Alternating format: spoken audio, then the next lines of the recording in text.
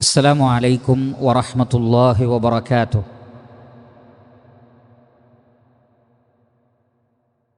بسم الله الرحمن الرحيم. الحمد لله رب العالمين، والصلاة والسلام على أشرف الأنبياء والمرسلين نبينا وحبيبنا محمد وآله وصحبه أجمعين، وعلى من تبعهم بإحسان إلى يوم الدين. أما بعد، فإن أصدق الحديث كتاب الله، وخير السنن سنن محمد صلى الله عليه وسلم، وشر الأمور محدثاتها، وكل محدثة بدعة، وكل بدعة ضلالة، وكل ضلالة في النار. يا أيها الذين آمنوا اتقوا الله حق تقاته ولا تموتن إلا وأنتم مسلمون. വളരെയേറെ ബഹുമാനമുള്ള സത്യവിശ്വാസികളെ, സഹോദരന്മാരെ, സഹോദരികളെ, പരിശുദ്ധ ഖുർആനിൻ്റെ പഠിതാക്കളെ, അൽഹംദുലില്ലാഹ്, അല്ലാഹു സുബ്ഹാനഹു വ തആലയുടെ അപാരമായ അനുഗ്രഹത്താൽ പരിശുദ്ധ ഖുർആനിലെ ഏറെ ശ്രദ്ധേയമായ അധ്യായങ്ങളിലൊന്നായ സൂറത്തു ഹൂദ് മുഴുവനായും അതിൻ്റെ ആശയസഹിതം മനസ്സിലാക്കുവാൻ നമുക്ക് സാധിച്ചു. ഇൻഷാ അല്ലാഹ് ഇനി നമുക്ക് പഠിക്കുവാനുള്ളത് പരിശുദ്ധ ഖുർആനിലെ 12-ാം അധ്യായം സൂറത്തു യൂസുഫാണ്. പരിശുദ്ധ ഖുർആനിലെ മറ്റൊരു ശ്രദ്ധേയമായ അധ്യായമാണ് 12-ാം അധ്യായമായ സൂറത്തു യൂസുഫ്.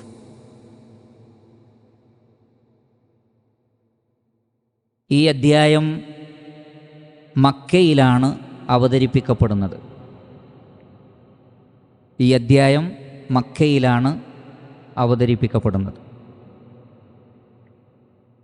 111 ആയത്തുകളാണ് ഈ അധ്യായത്തിലുള്ളത്. 111 ആയത്തുകൾ ഉൾക്കൊള്ളുന്ന മക്കയിൽ അവതരിപ്പിക്കപ്പെട്ട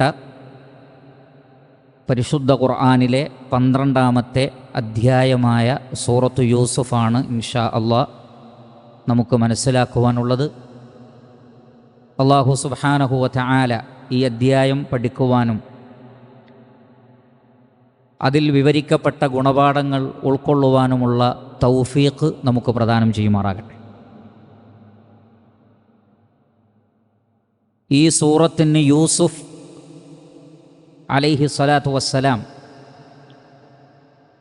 ആ മഹാനായ പ്രവാചകൻ്റെ പേര് നൽകപ്പെട്ടത് എന്തുകൊണ്ടാണ് എന്ന് പ്രത്യക്ഷത്തിൽ തന്നെ നമുക്ക് മനസ്സിലാക്കാം. ഈ അധ്യായത്തിലുടനീളം വിശദീകരിക്കുന്നത് മഹാനായ പ്രവാചകൻ യൂസുഫ് അലൈഹി സ്വലാത്തു വസ്സലാമയുടെ ചരിത്രമാണ്. ഈ പേര് ഈ അധ്യായത്തിന് ഹദീസുകളിൽ സ്ഥിരപ്പെട്ടതാണ്. ഇമാം അഹ്മദ് റഹ്മത്തുള്ളാഹി അലൈഹി അദ്ദേഹത്തിൻ്റെ മുസ്നദിൽ ഉദ്ധരിക്കുന്ന ഹദീസിൽ കാണാം, ഉഖ്ബത്ത് ബിൻ ആമിർ റളിയല്ലാഹു തആല അൻഹു അദ്ദേഹം പറയുന്നത്, ഇത്തബഅതു റസൂലല്ലാഹി സ്വല്ലല്ലാഹു അലൈഹി വസല്ലമ വഹുവ റാക്കിബുൻ فوضعت يدي على قدمي فقلت أقرئني سورة هود أو سورة يوسف. ഉഖ്ബത്ത് ബിൻ ആമിർ റളിയല്ലാഹു അൻഹു പറയുകയാണ്, അള്ളാഹുവിൻ്റെ റസൂൽ ഒട്ടകപ്പുറത്തായിരിക്കെ ഞാൻ പ്രവാചകൻ്റെ കൂടെ തന്നെ നടന്നു. എന്നിട്ട് നബി സല്ലല്ലാഹു അലൈഹി വസല്ലമയോട് ഞാൻ ആവശ്യപ്പെട്ടു, അള്ളാഹുവിൻ്റെ റസൂലെ, എനിക്ക് നിങ്ങൾ ഒന്നെങ്കിൽ സൂറത്തു ഹൂദ് അല്ലെങ്കിൽ സൂറത്തു യൂസുഫ് നിങ്ങൾ എനിക്ക് ഓതിത്തരണം എന്ന് അദ്ദേഹം ആവശ്യപ്പെട്ടു എന്നാണ്. അപ്പോൾ ഇവിടെ സൂറത്തു യൂസുഫ് എന്ന് തന്നെ പ്രത്യേകം എടുത്തു പറയുന്നുണ്ട്. മാത്രമല്ല ഈ ഹദീസിൽ നിന്ന് മനസ്സിലാക്കാം സൂറത്തു ഹൂദ്, സൂറത്തു യൂസുഫ്. സൂറത്തു ഹൂദിൽ നമ്മൾ കഴിഞ്ഞ ദർസിൽ പറഞ്ഞു, ഒട്ടനവധി പ്രവാചകന്മാരുടെ ചരിത്രം സൂറത്തു ഹൂദിൽ വിശദീകരിക്കുന്നുണ്ട്. എന്നാൽ അവിടെ വിശദീകരിക്കാതെ പോയിട്ടുള്ള പ്രവാചകനാണ് യൂസുഫ് അലൈഹിസ്സലാത്തു വസ്സലാം. യൂസുഫ് അലൈഹിസ്സലാത്തു വസ്സലാമയുടെ ചരിത്രം ഏകദേശം 100ഓളം ആയത്തുകളിൽ ഈ അദ്ധ്യായത്തിൽ വിശദീകരിക്കുന്നു. 100ഓളം ആയത്തുകളിൽ. അപ്പം അതുകൊണ്ട് തന്നെ ചരിത്ര പഠനത്തിലും ചരിത്രത്തിൽ നിന്ന് പാഠം ഉൾക്കൊള്ളുന്നതിൻ്റെയും വലിയ ഗൗരവവും പ്രാധാന്യവും സ്വഹാബികൾ മനസ്സിലാക്കിയിരുന്നു. അതുകൊണ്ടാണ് ഒന്നെങ്കിൽ സൂറത്തു ഹൂദ് അല്ലെങ്കിൽ സൂറത്തു യൂസുഫ് നിങ്ങൾ ഓതിത്തരണം എന്ന് പറയാനുള്ള കാരണം. അതേപോലെ തന്നെ ഇമാം മുസ്ലിം റഹ്മത്തുള്ളാഹി അലൈഹി അദ്ദേഹത്തിൻ്റെ സ്വഹീഹിൽ ഉദ്ധരിക്കുന്ന ഹദീസിൽ കാണാം, മഹാനായ അബ്ദുല്ലാഹിബ്നു മസ്ഊദ് റളിയല്ലാഹു അൻഹുവിനോട് താബിഈങ്ങളിൽപ്പെട്ട ചില ആളുകൾ പറഞ്ഞു, ഇഖ്റ അലൈനാ, നിങ്ങൾ ഞങ്ങൾക്ക് ഖുർആൻ ഓതിത്തരണം. ഫഖറഅതു അലൈഹിം സൂറത യൂസുഫ്, ഞാൻ അവർക്ക് സൂറത്ത് യൂസുഫാണ് ഓതിക്കൊടുത്തത്. അപ്പോൾ അധ്യായങ്ങളിൽ വെച്ച് സൂറത്ത് യൂസുഫിൻ്റെ പ്രാധാന്യം സ്വഹാബികൾക്കറിയാമായിരുന്നു എന്ന് മാത്രമല്ല, സൂറത്ത് യൂസുഫ് എന്നവർ ഇതിന് ഈ അധ്യായത്തിന് പേര് നൽകുകയും ചെയ്തിരുന്നു എന്ന് നമുക്ക് മനസ്സിലാക്കാം. അങ്ങനെയുള്ള ഈ ഒരു അധ്യായമാണ് ഇൻഷാ അള്ളാഹ് നമ്മൾ പഠിക്കാൻ പോകുന്നത്. മാത്രമല്ല യൂസുഫ് അലൈഹി സ്വലാത്തു വസ്സലാം അല്ലാഹു സുബ്ഹാനഹു വ തആലയുടെ പ്രവാചകന്മാരിൽ മഹാനായ പ്രവാചകനാണ്.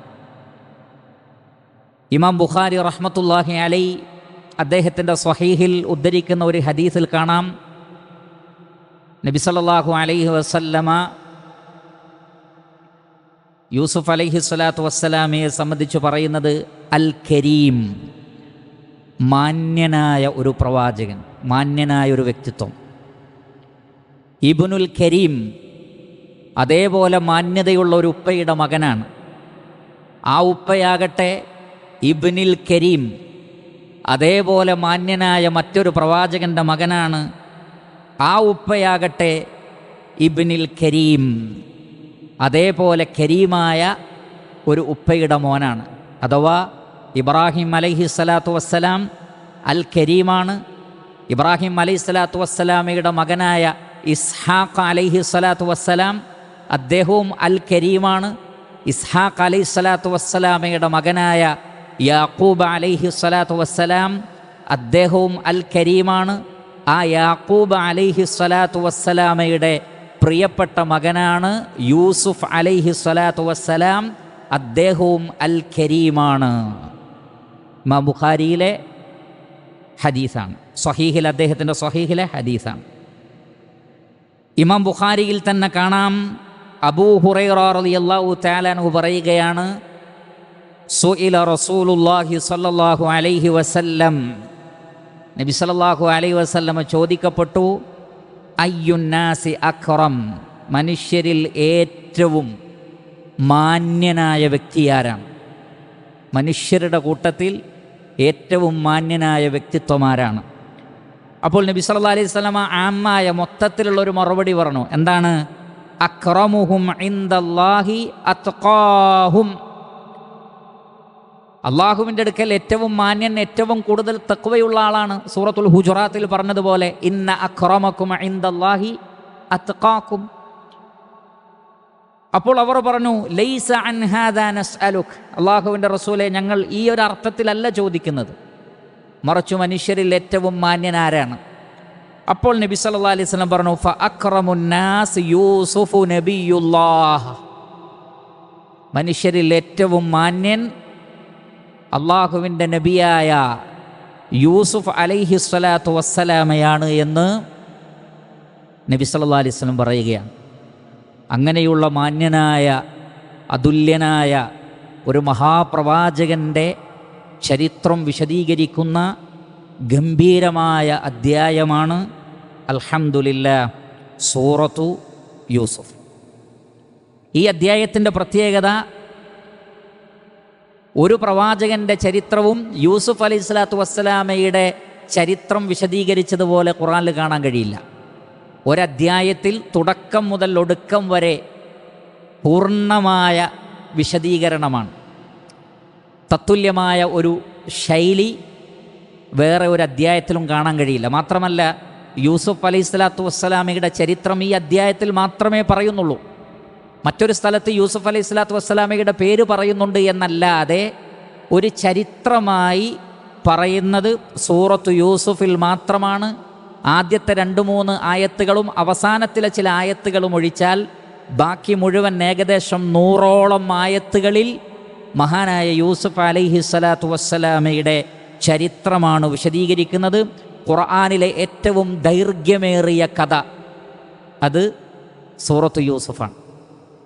സൂറത്തു യൂസുഫിലെ യൂസുഫ് അലൈഹി സ്വലാത്തു വസ്സലാമയുടെ കഥയാണ് പരിശുദ്ധ ഖുർആനിലെ ഏറ്റവും ദൈർഘ്യമേറിയിട്ടുള്ള ചരിത്ര വിശദീകരണം എന്നുകൂടി നമുക്ക് കാണാൻ സാധിക്കും. സൂറത്ത് യൂസുഫുമായി ബന്ധപ്പെട്ട് അതിൻ്റെ ശ്രേഷ്ഠത വിശദീകരിക്കുന്ന ചില ഹദീസുകൾ ഉണ്ടെങ്കിലും അതൊന്നും സ്വഹീഹായി സ്ഥിരപ്പെട്ടിട്ടില്ല. എന്ന് പറഞ്ഞാൽ, സൂറത്തുൽ ഇഖ്ലാസ് പാരായണം ചെയ്താൽ അതിനിന്ന പ്രതിഫലം, സൂറത്തുൽ മുൽക്ക് പാരായണം ചെയ്താൽ അതിനിന്ന പ്രതിഫലം, ആയത്തുൽ കുർസി പാരായണം ചെയ്താൽ ഇന്ന പ്രതിഫലം, സൂറത്തുൽ ബഖറക്ക് ഇന്ന പ്രതിഫലം എന്ന് പറയുന്നത് പോലെ സൂറത്ത് യൂസുഫിന് ഏതെങ്കിലും പ്രത്യേക ദിവസങ്ങളിലോ സമയങ്ങളിലോ സന്ദർഭങ്ങളിലോ പാരായണം ചെയ്യുന്നതുമായി ബന്ധപ്പെട്ട ശ്രേഷ്ഠതകളൊന്നും വിശദീകരിക്കപ്പെട്ടിട്ടില്ല. അതിൽ വന്ന ചില ഹദീസുകൾ ദുർബലവുമാണ്.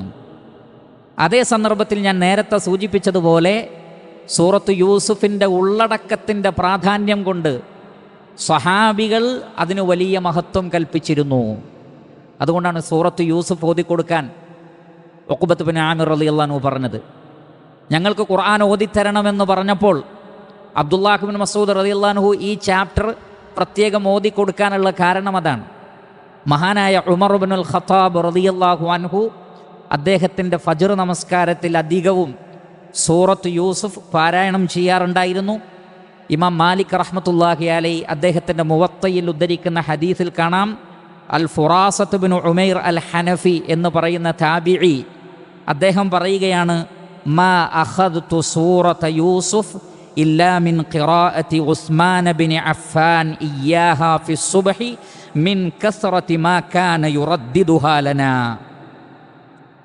ഈ താബിഈ പറയുകയാണ്, ഞാൻ സൂറത്ത് യൂസുഫ് കാണാതെ പഠിച്ചത് ഉസ്മാൻ ബിൻ അഫ്ഫാൻ റളിയല്ലാഹു അൻഹു മിഹ്റാബിൽ വെച്ച് ആവർത്തിച്ചാവർത്തിച്ച് ഈ സൂറത്ത് ഓതാറുണ്ടായിരുന്നു, അങ്ങനെ കേട്ട് പഠിച്ചതാണ്.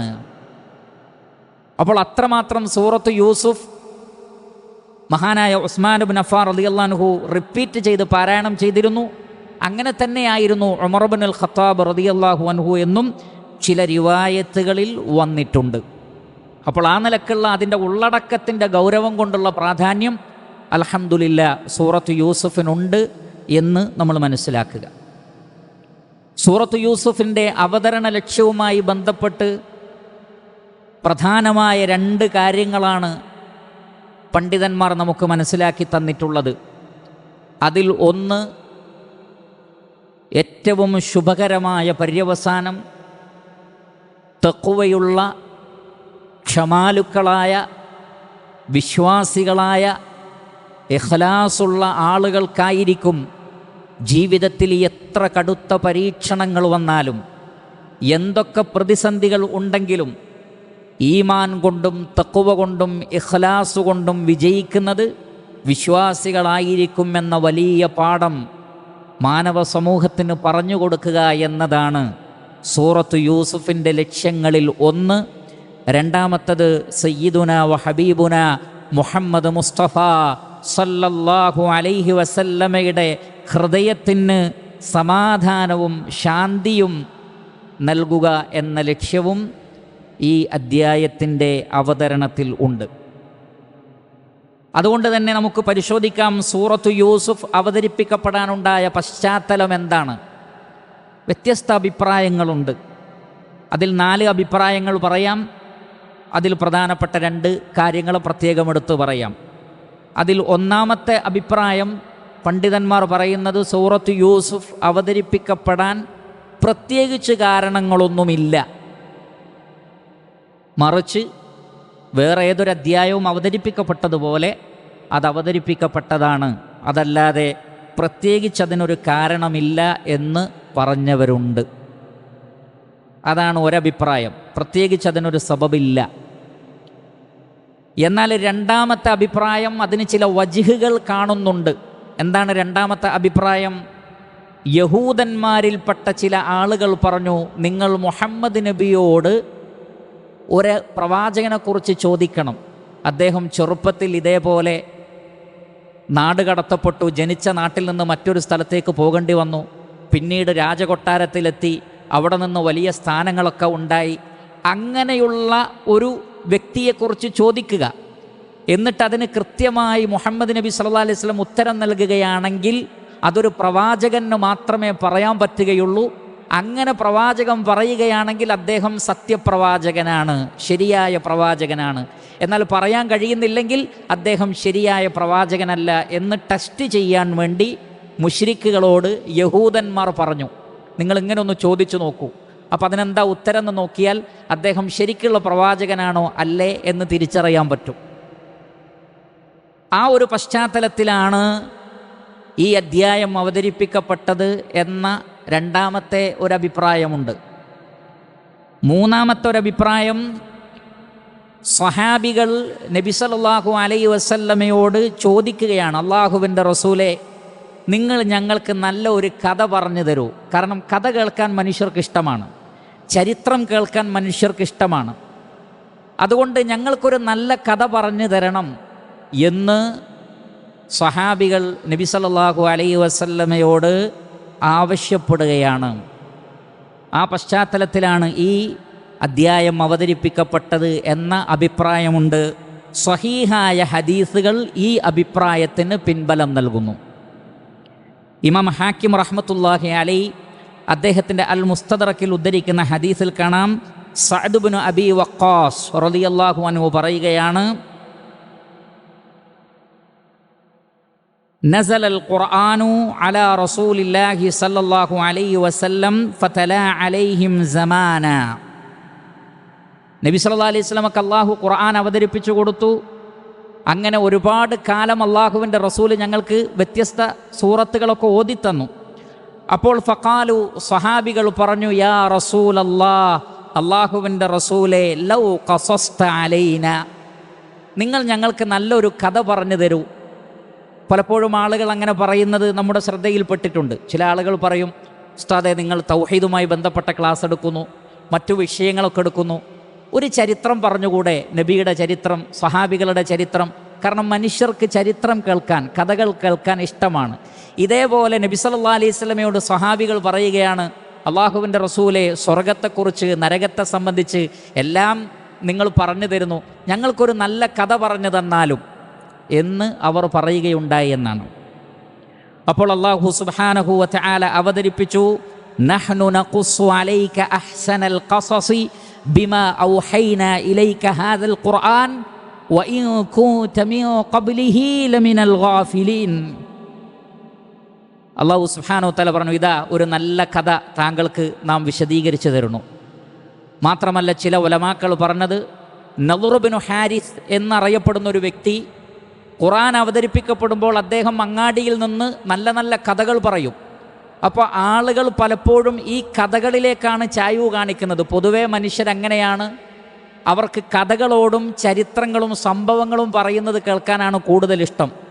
അപ്പോൾ പരിശുദ്ധ ഖുർആനിൽ നിന്ന് അകറ്റാൻ വേണ്ടി നബി സല്ലല്ലാഹു അലൈഹി വസല്ലമ ഖുർആൻ ഓതിക്കൊടുക്കുമ്പോൾ ഈ വ്യക്തി കഥ പറയും. അപ്പോൾ ആളുകളുടെ മനസ്സ് അങ്ങോട്ട് ചായും. അപ്പോൾ സ്വഹാബികൾ പറഞ്ഞു, അള്ളാഹുവിൻ്റെ റസൂലെ, നിങ്ങളും ഞങ്ങൾക്ക് കഥ പറഞ്ഞു തരൂ.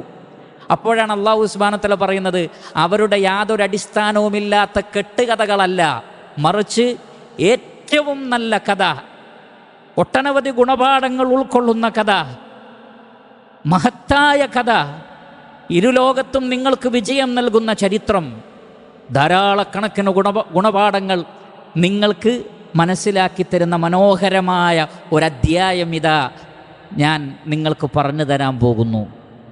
അങ്ങനെയാണ് ഈ അധ്യായം അവതരിപ്പിക്കപ്പെട്ടിട്ടുള്ളത് എന്ന് നമുക്ക് ഹദീസുകളിൽ കാണാം. ഈ ഹദീസിൻ്റെ റിവായത്ത് സ്വഹീഹാണ്, സ്വീകാര്യയോഗ്യമാണ്, കവിയാണ്, ഹസനാണ് എന്നൊക്കെ വ്യത്യസ്ത രൂപത്തിൽ പണ്ഡിതന്മാർ പറഞ്ഞിട്ടുണ്ട്.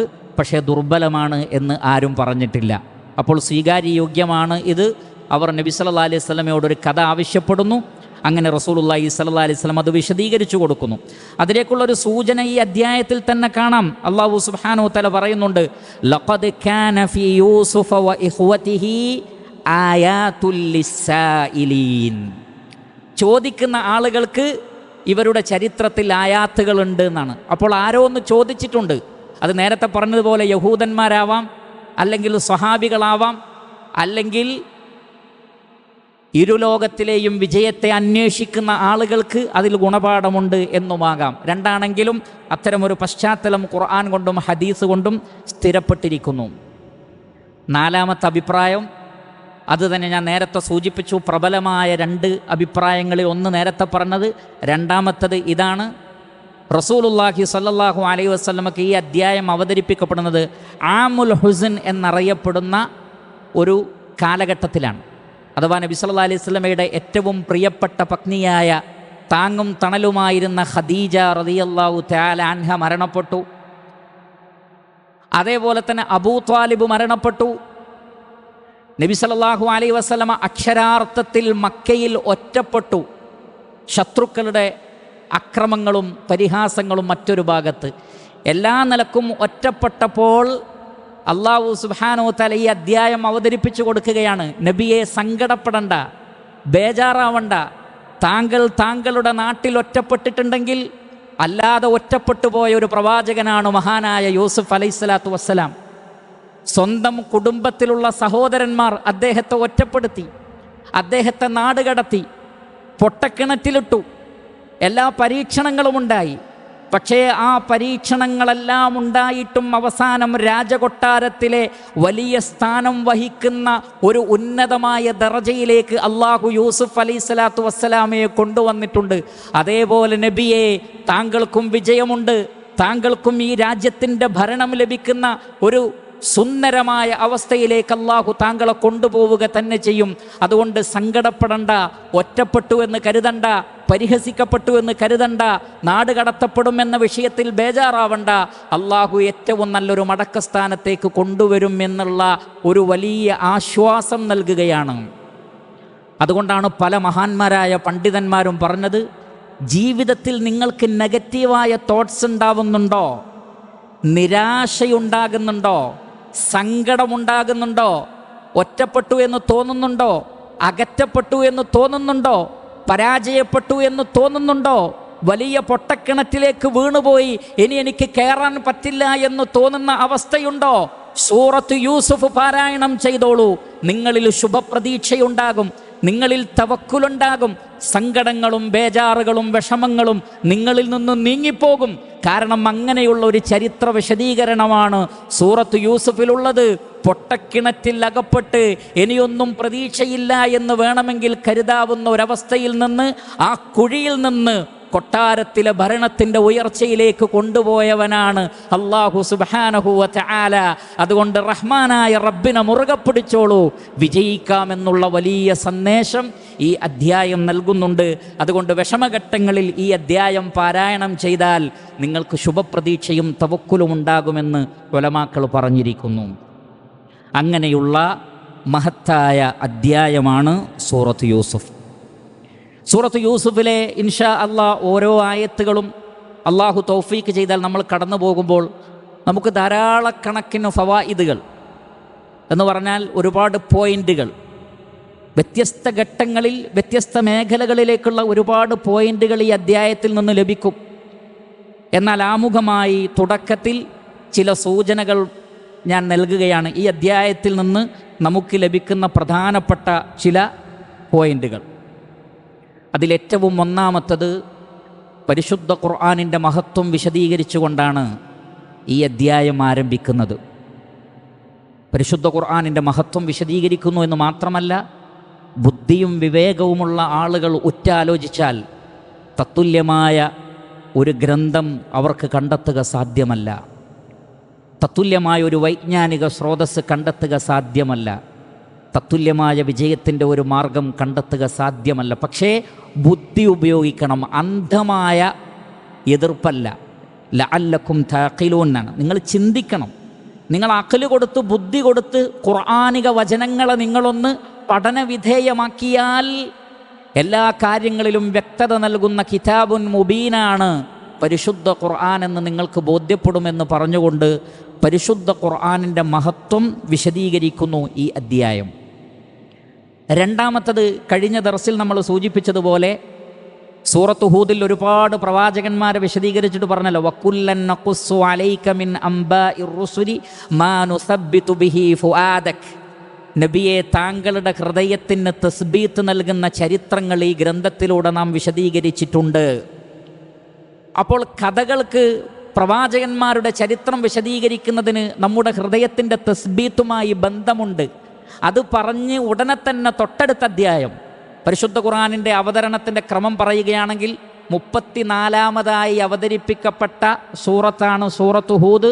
35-ാമതായി അവതരിപ്പിക്കപ്പെട്ടത് സൂറത്ത് യൂസുഫ് തന്നെയാണ്. എന്ന് പറഞ്ഞാൽ ഖുർആനിലുള്ള ആ ക്രമം പ്രകാരം തന്നെയാണ് സൂറത്ത് ഹൂദ് അവതരിപ്പിക്കപ്പെട്ടു, പിന്നെ സൂറത്ത് യൂസുഫ് അവതരിപ്പിക്കപ്പെടുന്നു. അപ്പോൾ ആ കഥകൾ നിങ്ങളുടെ ഹൃദയത്തിന് തസ്ബീത്ത് നൽകുമെന്ന് പറഞ്ഞതിന് ശേഷമാണ് നഹ്നു നഖുസ്സു അലൈക അഹ്സനൽ ഖസസി ബിമാ ഔഹൈനാ ഇലൈക ഹാദൽ ഖുർആൻ എന്ന് പറഞ്ഞുകൊണ്ട് യൂസുഫ് അലൈഹിസ്സലാത്തു വസ്സലാമയുടെ ഏറ്റവും അഹ്സനായ ഖസസ്. അവിടെ അഹ്സനായ ഖസസ് എന്ന് പറഞ്ഞാൽ സാധാരണ നിലക്കുള്ള, ഞാൻ നേരത്തെ സൂചിപ്പിച്ചതുപോലെ, വെറുതെ മനസ്സിനൊരു സുഖം കിട്ടാൻ വേണ്ടിയുള്ളൊരു കഥ പറച്ചിലല്ല, ഉണ്ടാക്കി പറയലുമല്ല. മറിച്ച് മഹാനായ ഒരു പ്രവാചകൻ്റെ ജീവിതത്തിലെ വ്യത്യസ്തങ്ങളായ ഘട്ടങ്ങൾ വിശദീകരിക്കുകയാണ്. കാരണം ഒരു ഉമ്മയുടെ മകനായി എല്ലാ വാത്സല്യങ്ങളും അനുഭവിച്ചു കൊണ്ടിരുന്ന ഒരു ബാലൻ, ആ ഉപ്പാൻ്റെ ഏറ്റവും വലിയ സ്നേഹം കിട്ടിയത് ആ മകനാണ്. അവിടെ നിന്ന് പിന്നീട് സഹോദരന്മാരുടെ അസൂയ കാരണത്താൽ പൊട്ടക്കിണറ്റിലേക്ക് വലിച്ചെറിയപ്പെടുകയാണ്. അവിടുന്ന് വീണ്ടും എടുക്കപ്പെട്ട് ഒരു രാജകൊട്ടാരത്തിലെ അടിമയെപ്പോലെ അല്ലെങ്കിൽ ഖാദിമിനെ പോലെ അല്ലെങ്കിൽ സേവകനെ പോലെ കഴിയേണ്ടി വരികയാണ്.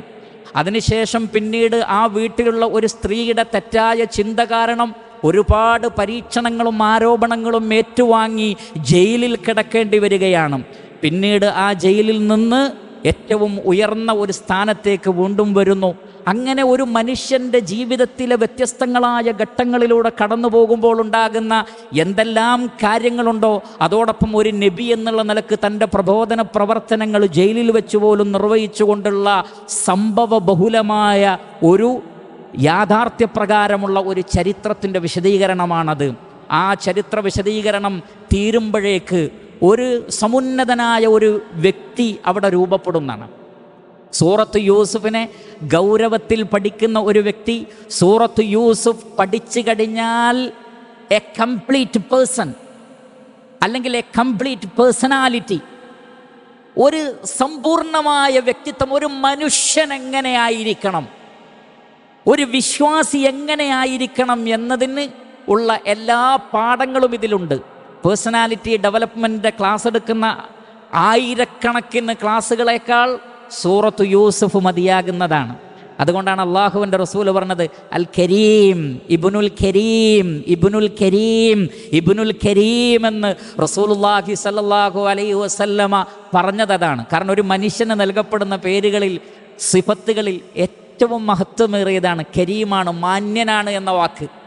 അത് വല്ലാത്തൊരു വാക്കാണ്. അങ്ങനെയുള്ളൊരു വ്യക്തിത്വം രൂപീകരിക്കാനും സാധിക്കുന്നതാണ്.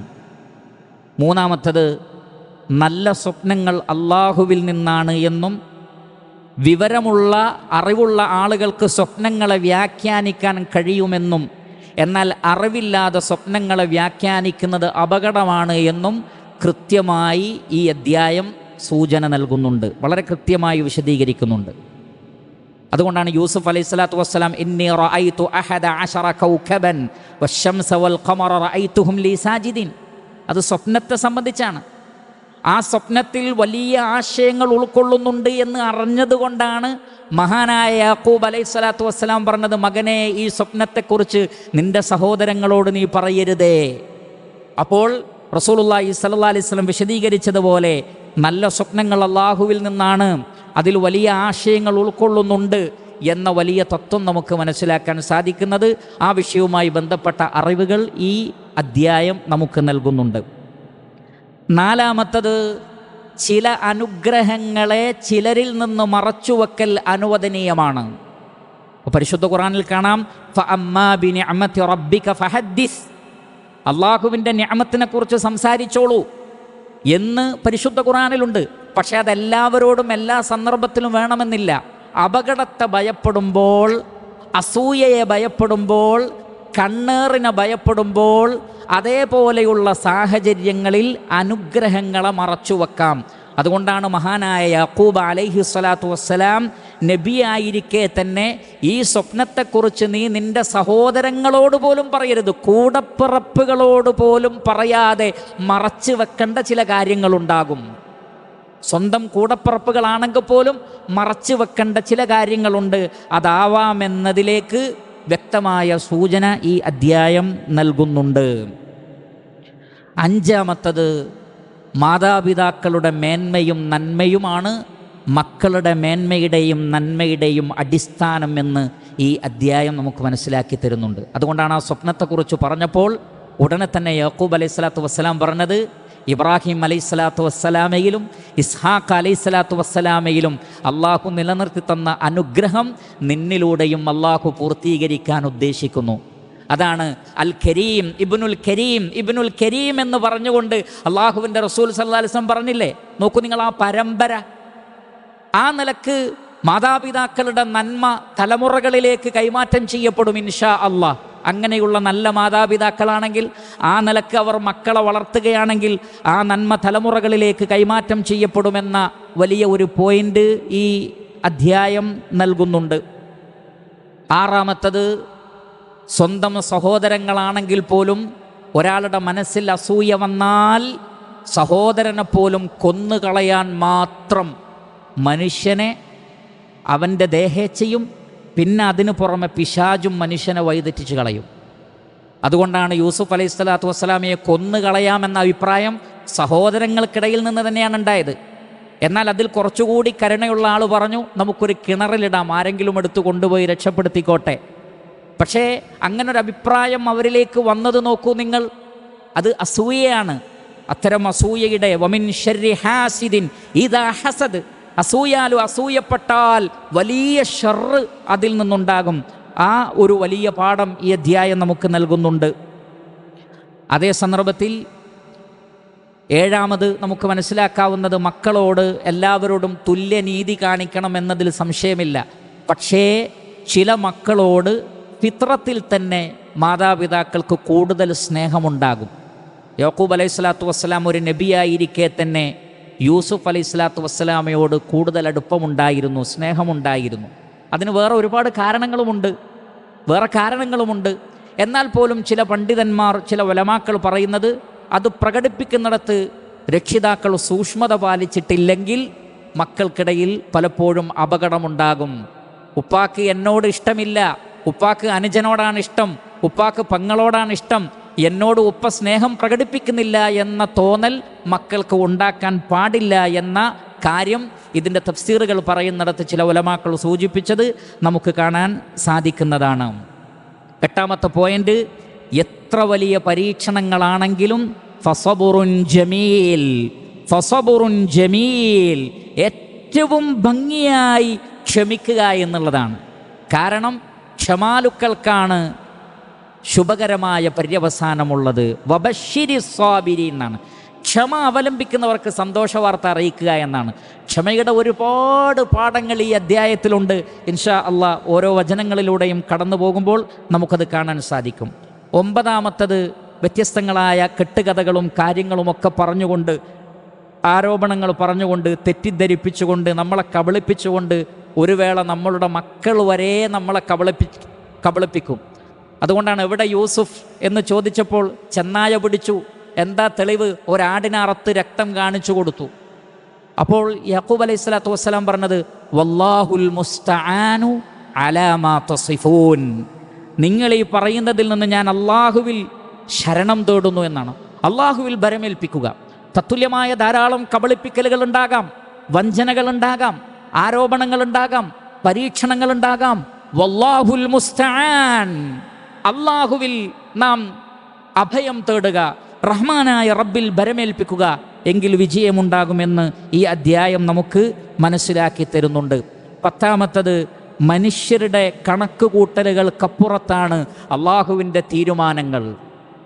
സ്വഹീഹായ ഹദീസിൽ വന്നിട്ടില്ലേ, ലോകം മുഴുവൻ നിന്നെ ഉപദ്രവിക്കാൻ വിചാരിച്ചാലും അല്ലാഹു സുബ്ഹാനഹു വ തആല അത് വിചാരിക്കുന്നില്ലെങ്കിൽ, അവർ മുഴുവൻ ഒരുമിച്ച് കൂടിയാലും നിന്നെ ഉപദ്രവിക്കാൻ അവർക്ക് സാധ്യമല്ല.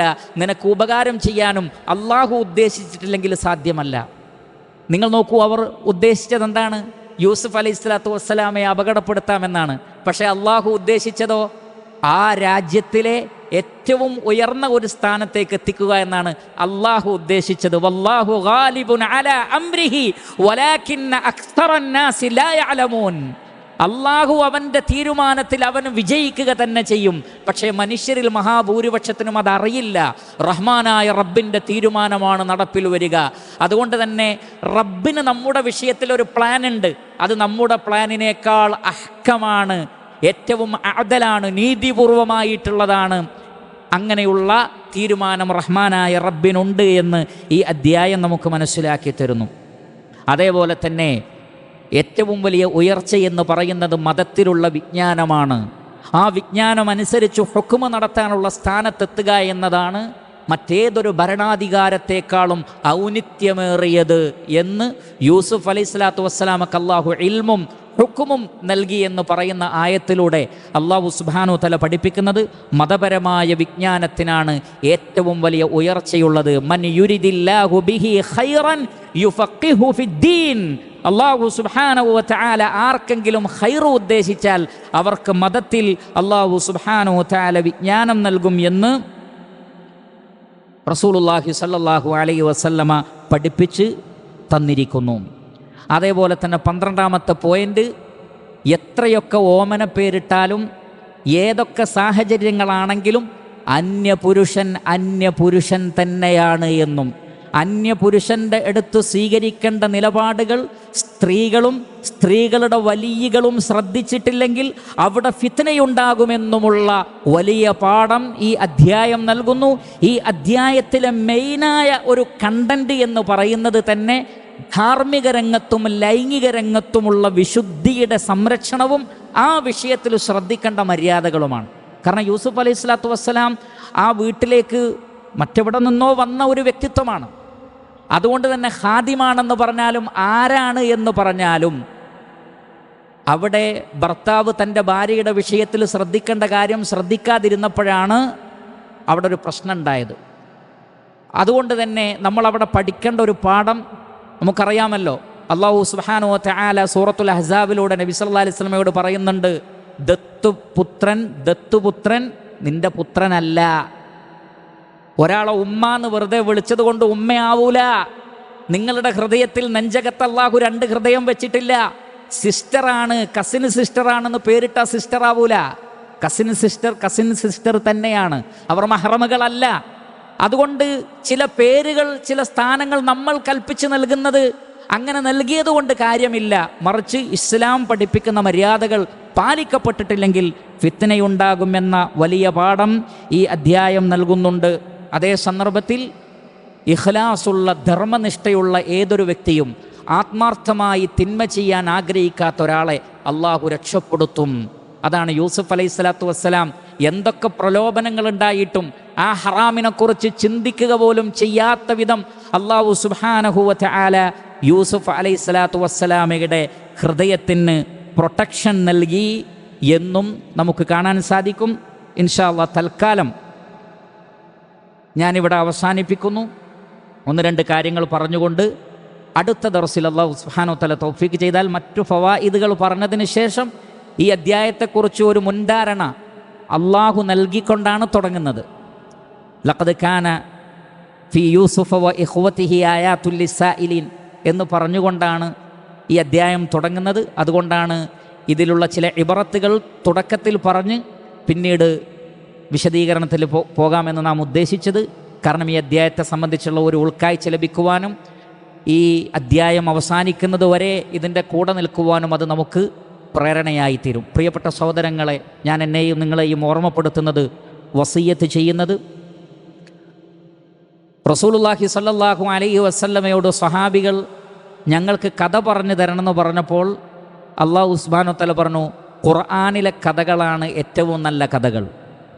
അതേ ഹദീസിലുണ്ട്, ഞങ്ങൾക്ക് ചില ഹദീസുകൾ വർത്തമാനങ്ങൾ പറഞ്ഞു തരൂ, സ്വഹീഹാണ്. അത് പറഞ്ഞപ്പോഴാണ് ഏതായത്തിറങ്ങുന്നത്, അല്ലാഹു നസ്സല അഹ്സനൽ ഹദീസി കിതാബൻ മുതശാബിഹാ. ഹദീസുകളിൽ ഏറ്റവും നല്ല ഹദീസ് പരിശുദ്ധ ഖുർആൻ തന്നെയാണ്. അതാണ് അല്ലാഹുവിൻ്റെ റസൂൽ പറയുന്നത്, ഫഇന്ന അഹ്സനൽ ഹദീസി കിതാബുല്ലാഹ്. ഹദീസുകളിൽ ഏറ്റവും നല്ലത് അല്ലാഹുവിൻ്റെ കിതാബാണ്. പിന്നീട് ഒരിക്കൽ അവർ പറഞ്ഞു, ഇതിൻ്റെ സനദും ജയ്യിദാണ്. അവർ പറഞ്ഞു, അല്ലാഹുവിൻ്റെ റസൂലേ, ഞങ്ങൾക്കൊരു ദിക്ർ, ഒരു ഉത്ബോധനം തന്നാലും. അപ്പോഴാണ് സൂറത്തുൽ ഹദീദിൽ ആയത്തിറങ്ങുന്നത്, അലം യഅനി ലില്ലദീന ആമനൂ അൻ തഖ്ശഅ ഖുലൂബുഹും ലിദിക്രില്ലാഹ് വമാ നസല മിനൽ ഹഖ്. അല്ലാഹുവിൻ്റെ ദിക്ർ, ഏറ്റവും വലിയ ദിക്ർ ഖുർആനാണ്. ഇന്നാ നഹ്നു നസ്സൽന ദിക്റ വ ഇന്നാ ലഹു ലഹാഫിദൂൻ. അതുകൊണ്ട് പ്രിയപ്പെട്ട സഹോദരങ്ങളെ, മാർഗദർശനമാണോ നിങ്ങൾ ആഗ്രഹിക്കുന്നത്? പരിശുദ്ധ ഖുർആനാണ്, പരിശുദ്ധ ഖുർആനാണ്. അതിനപ്പുറത്ത് വേറൊന്നും അന്വേഷിക്കണ്ട. നിങ്ങൾ ചരിത്രമാണോ ഉദ്ദേശിക്കുന്നത്? പരിശുദ്ധ ഖുർആനിലെ ചരിത്രമാണ് ഏറ്റവും നല്ല ചരിത്രം. നിങ്ങൾ കഥകളാണോ ഉദ്ദേശിക്കുന്നത്? പരിശുദ്ധ ഖുർആനിലെ കഥകളാണ് ഏറ്റവും നല്ല കഥകൾ. നിങ്ങൾ ധാർമ്മികതയാണോ ഉദ്ദേശിക്കുന്നത്? പരിശുദ്ധ ഖുർആനിൻ്റെ ധാർമ്മികതയാണ് ഏറ്റവും നല്ല ധാർമ്മികത. നിങ്ങൾ വിശ്വാസരംഗത്ത് വഴി കാണിക്കപ്പെടണമെന്നാണോ ആഗ്രഹിക്കുന്നത്? പരിശുദ്ധ ഖുർആനാണ് വിശ്വാസം എങ്ങനെ ആയിരിക്കണമെന്ന് കൃത്യമായി പഠിപ്പിക്കുന്നത്. അങ്ങനെ നിങ്ങൾ എന്തൊക്കെയാണോ ആഗ്രഹിക്കുന്നത് അതെല്ലാം ഈ ഗ്രന്ഥത്തിലുണ്ട്. മാ ഫറത്നാ ഫിൽ കിതാബി മിൻ ഷൈ. പരിശുദ്ധ ഖുർആനിൽ ഞാൻ ഒന്നും വിട്ടുപോയിട്ടില്ല എന്ന് അല്ലാഹു സുബ്ഹാനഹു വ തആല പറയുന്നു. ഒന്നും വിട്ടുപോയിട്ടില്ല പരിശുദ്ധ ഖുർആനിൽ, എല്ലാം ഈ ഗ്രന്ഥത്തിലുണ്ട്. അതുകൊണ്ട് ഈ ഗ്രന്ഥത്തെ മുറുകെ പിടിക്കുന്ന ആളുകൾക്ക് വിജയിക്കാം. പരിശുദ്ധ ഖുർആൻ ബറക്കത്തുള്ളൊരു ഗ്രന്ഥമാണ്. ഞാൻ എന്നെയും നിങ്ങളെയും വസിയ്യത്ത് ചെയ്യുന്നു, ഈ ഗ്രന്ഥത്തിൻ്റെ വിദ്യാർത്ഥികളായി മരിക്കുന്നത് വരെ ജീവിക്കുക. മരിക്കുന്നത് വരെ ഈ ഗ്രന്ഥത്തിൻ്റെ വിദ്യാർത്ഥികളായിരിക്കണം. ഒരു കാരണവശാലും ഖുർആനിൻ്റെ പഠനത്തിൽ നിന്ന് പുറകോട്ട് പോകരുത്. ഓരോ അധ്യായങ്ങൾ പഠിക്കും തോറും, ഓരോ ആയത്തുകൾ പഠിക്കും തോറും അത് വലിയ ബറക്കത്തായി നമ്മുടെ ജീവിതത്തിൽ ഉണ്ടാകും. അതുകൊണ്ട് പരിശുദ്ധ ഖുർആനിൻ്റെ പഠനത്തിന് നിങ്ങൾ പ്രാധാന്യം കൊടുക്കണം.